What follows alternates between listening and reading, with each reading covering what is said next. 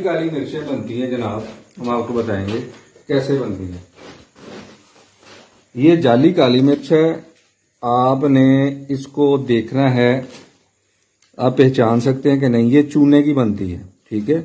इसको तोड़ेंगे तो इसके अंदर होगा जी चूना। ये देखिए जी, इसके अंदर चूना है, चूना। और ये सफ़ेद मिर्च समझ लें, ये सफ़ेद मिर्च ये भी जाली है और ये सिर्फ बनती है चूने से। इसके कारखाने पे हमने आज रेड किया है, मैं आपको बताता हूँ। आ जाए, ये चूना आता है, ठीक है।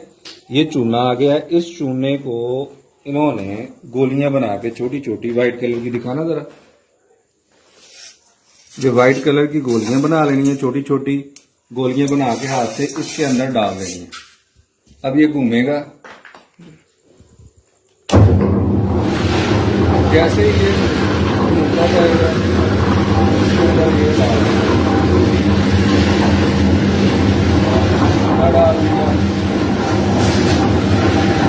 ये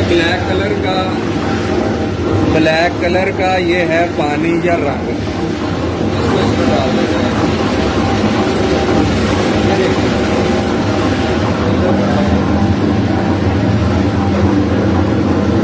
ये आपकी जाली काली मिर्च तैयार हो रही है, जाली काली मिर्च तैयार हो रही है।